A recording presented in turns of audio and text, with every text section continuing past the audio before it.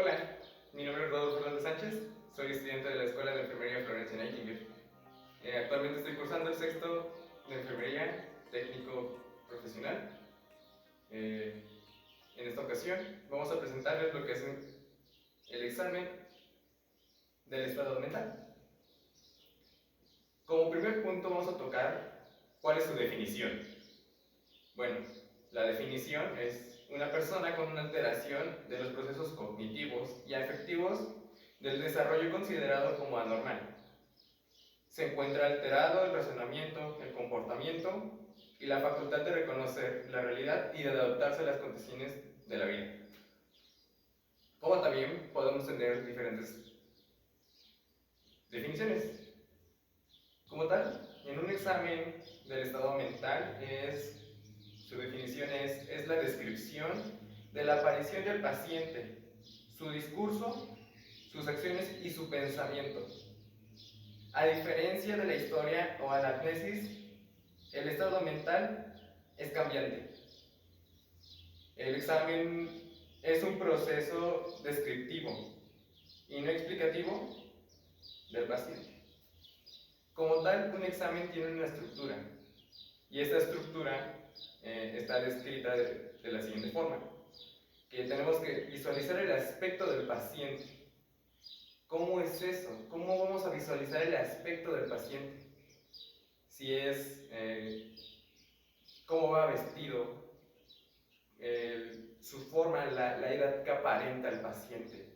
Digamos, hay personas que en realidad aparentan ser más grandes cuando en realidad tienen una edad menor a la que aparentan. O personas que son muy chicas y aparentan tener mucha edad.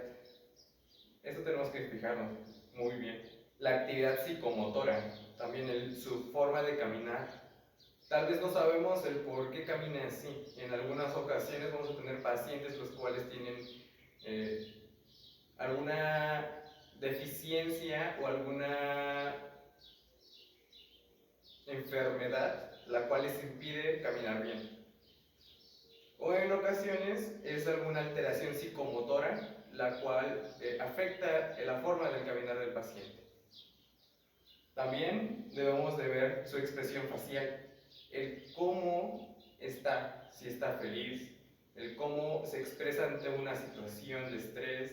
Tal vez en ese momento no vamos a tener una situación de estrés como para poder ver la fascia del paciente, pero sí al momento de como cuando nos está hablando, digamos, que nos esté hablando normal, que esté tranquilo, pero de repente empieza con fascias como que un poco extrañas y no adecuadas a la situación en la que está. También tenemos que ver el tipo de postura del paciente. En algunas ocasiones tenemos pacientes en la cual está muy cerrado, en la cual su postura es así, o en la forma de que está caminando su postura no es la idónea, en la cual le puede hacer más daño a la enfermedad que tiene. También la actitud de nosotros hacia el paciente. Cómo nosotros nos sentimos cuando el paciente está con nosotros. Si nos sentimos con empatía, si nos sentimos nerviosos ante esa entrevista, o si nos sentimos tranquilos ante su presencia. Y también la actitud del paciente al momento que lo estamos examinando. Debemos de ver cómo nos trata, el cómo está, el cómo se comporta ante las preguntas que le estamos realizando. En algún momento, si tenemos algún paciente con enfermedad mental, puede que hasta se vuelva agresivo por algunas preguntas que nosotros realicemos, y aunque sean de la más mínima, del más mínimo, ¿cómo puedo decirlo?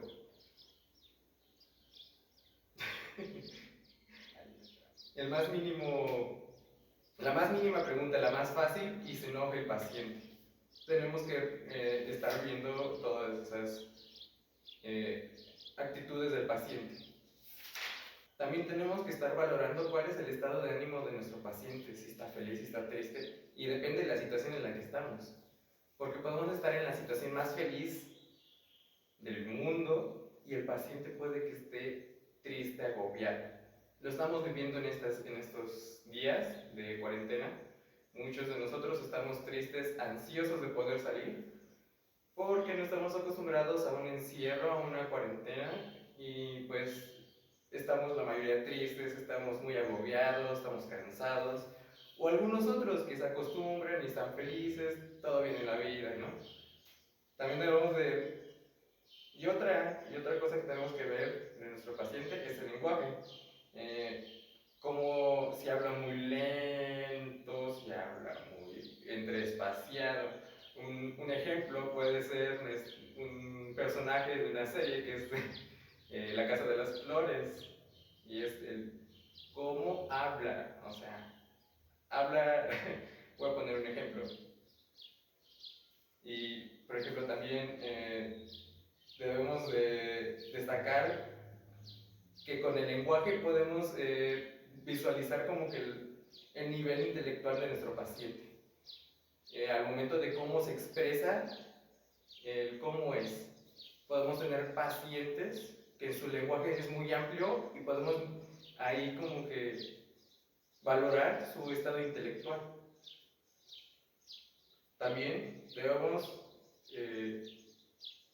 de ver el pensamiento. ¿Por qué el pensamiento? Hay una definición. Es el flujo de ideas y asociaciones dirigidas a un objetivo y que intentan conducir a conclusiones eficaces que expresan a través del lenguaje o de la acción. Hay pacientes que tienen alguna distorsión y que tienen pacientes esquizofrénicos que piensan que todo va a estar mal, que tienen voces dentro de ellos y que piensan que los van a hacer daño y todo eso. Y eso va a afectar en sus acciones y en su lenguaje.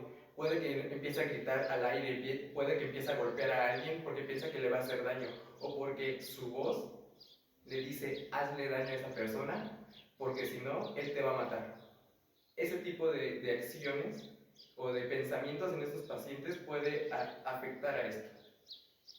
También tenemos psicopatologías del pensamiento, como ya lo habíamos comentado, que son niveles de trastorno del pensamiento. En la estructura del pensamiento, como ya como lo estábamos describiendo hace un momento, que era con nuestros pacientes esquizofrénicos que tienen voces y que piensan que todo en su alrededor les puede hacer daño y que cosas por el estilo. En la velocidad del pensamiento, al momento de que nosotros podemos estar haciendo nuestro examen del estado mental y le hacemos una pregunta, puede que el paciente tarde en responder y que, un ejemplo, nuestro presidente. En el contenido del pensamiento, puede que su contenido sea bueno del pensamiento, puede que sea malo, puede que tengamos un pensamiento muy positivo o un pensamiento negativo y que todo nos va a salir mal. Y en el control del pensamiento, todos debemos de tener algunos pacientes no tienen el control, entonces, como les decía, en un paciente esquizofrénico, este paciente no tiene control de su pensamiento y las voces le hablan en el momento que él no estaba esperando eso. Bueno, también tenemos que tocar otra parte, que es la cognición.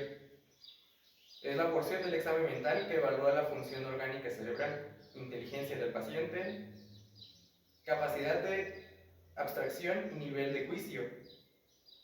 ¿Qué quiere decir esto? Que si nuestro paciente tiene que saber distinguir entre las situaciones y el cómo actuar.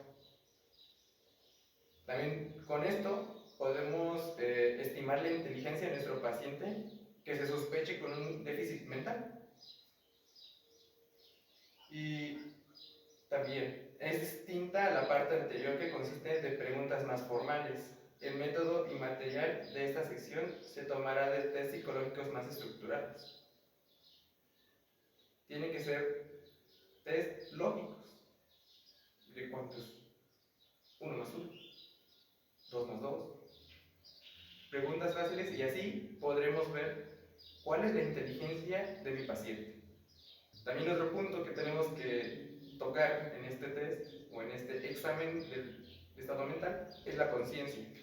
Si está en los estados de conciencia, que podemos ver si está alerta, si pone atención, si está orientado y si está concentrado. Podemos tener pacientes que están en estupor, que están adormecidos totalmente y no podemos realizar este examen, principalmente porque necesitamos que el paciente esté alerta, porque queremos que nos esté poniendo atención, que en muchas ocasiones no va a ser así. ¿Ok? Nuestra definición de conciencia es la actividad mental que permite darse cuenta del mundo exterior o interior.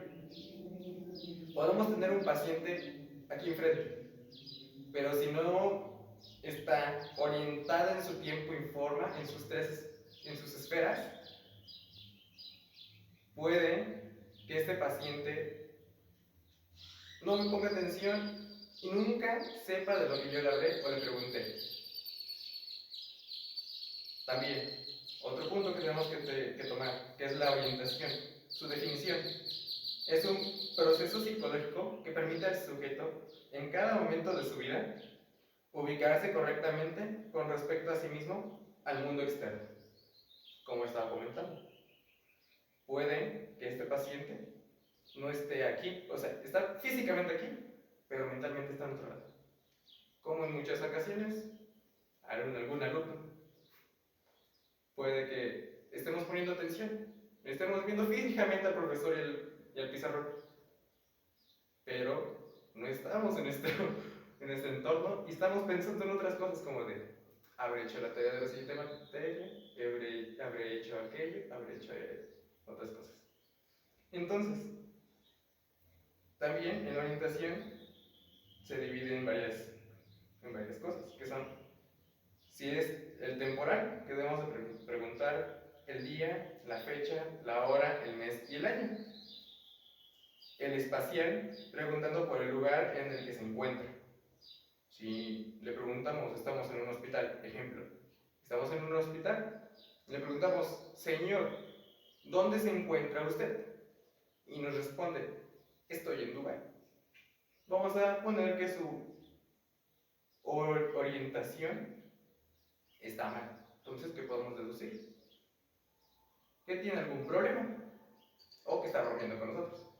Y el personal, precisando su propia identidad y de las otras y sus funciones. Precisando con lo anterior, dice, si el paciente sabe sus nombres o aspectos muy personales de sí mismo, es de las últimas cosas que se pierden.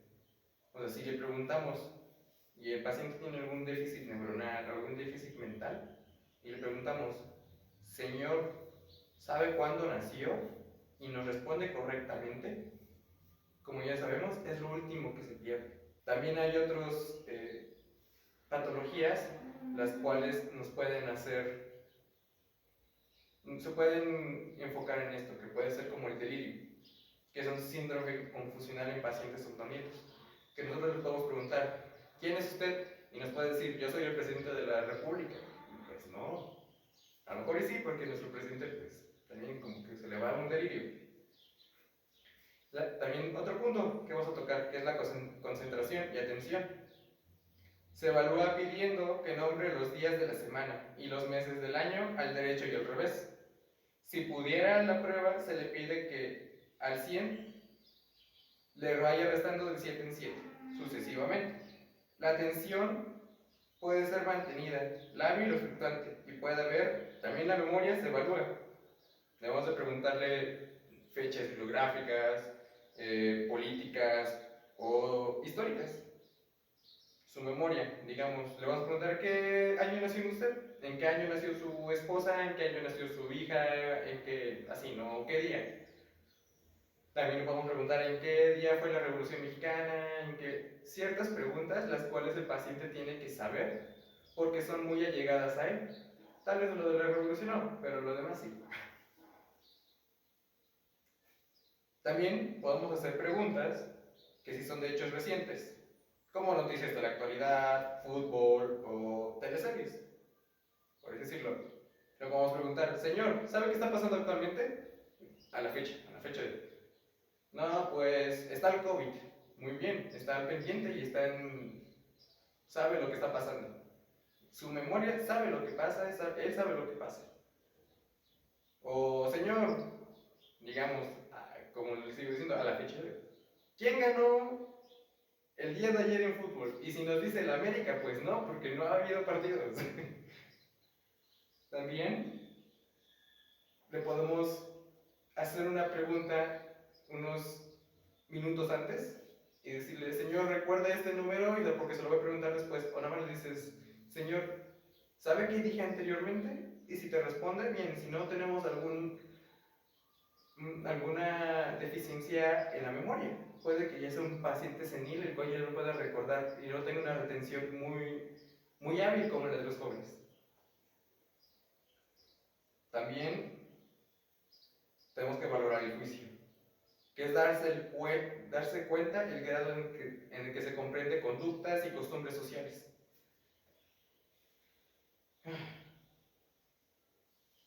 Puede evaluarse preguntando qué haría si está en un cine y se incendia.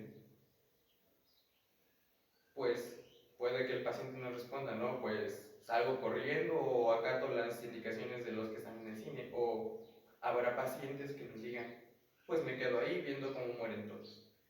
Ahí nos vamos a dar cuenta de cuál es la enfermedad que va teniendo nuestro paciente en total, valorando su juicio. Entonces, eso sería todo. Bueno, muchas gracias y